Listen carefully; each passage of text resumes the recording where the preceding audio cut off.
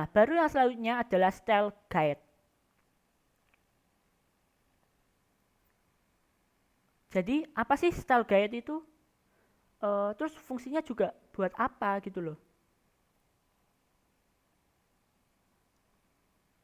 Nah, jadi style guide itu fungsinya sebagai patokan yang dibuat oleh desainer yang nantinya pasti juga dipakai oleh front end developer untuk tahu kira-kira warna, tipografi, heading itu kayak gimana gitu.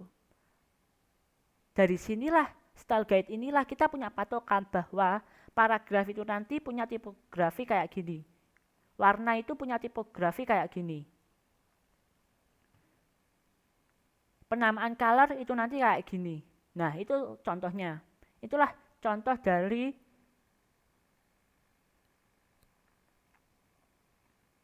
putus-putus ya suaranya.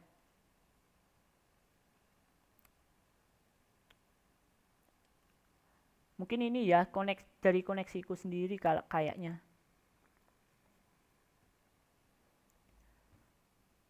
Nah, dari sinilah nanti bakal ketahuan kira-kira komponen apa saja yang diperlukan. Apa sih yang perlu didefinisikan di tahap awal sebelum kita front end developer membuat komponen. Kita kayak apa ya? Mendefinisikan warna-warna apa saja sih yang dibutuhkan nanti di website kita.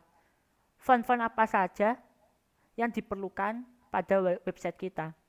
Nah, jadi seperti yang saya sebutkan tadi, kita perlu style guide itu. Contohnya pada gambar ini, itu ada example dari Zeppelin sama Figma. Jadi di Zeppelin itu ada toolsnya kayak ngasih tahu color palette yang digunakan itu apa. Lokal colornya itu nanti biru. Itu birunya itu biru apa aja warna yang digunakan. Warna abu-abunya itu kayak gimana. Nah, dilihat di sebelah kanan itu juga Figma salah satu contohnya. Nah, ini ya real time kasusnya kalau kita lihat pada Figma. Nah, kelihatan nggak? Ini contoh style guide yang lebih kompleks. Nah, tetapi nanti teman-teman bisa buat sih koordinasi saja nanti sama si desainernya. Yang penting yang jelas harus ada style guide. Kenapa penting? Nah, nanti saya ceritakan dari sisi front end. Nah, kurang lebih nanti kita bisa meminta color palette atau warna apa saja sih yang nanti digunakan. Kalau dilihat pada liquid ini udah ada semuanya, udah didefinisikan. Colornya pakai apa aja. Terus nanti kita juga meminta penamaan dari color setiap kodenya itu apa. Misalkan nih black 100, black 200, orange 100, orange 200 dan lain sebagainya. Nah, terus kita juga punya istilahnya hierarki heading, tipografi. Nah, seperti ini misalkan tipografi.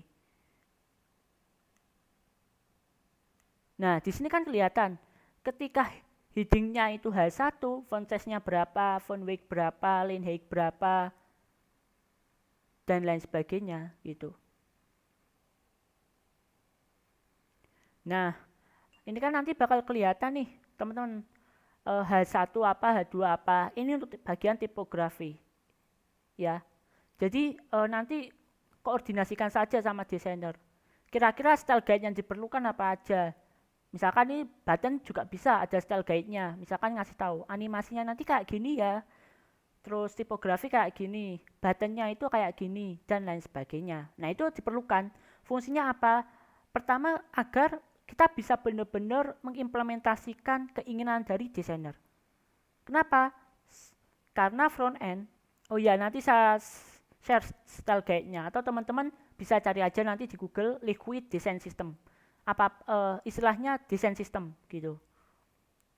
Nah, nanti habis ini bakal saya share juga.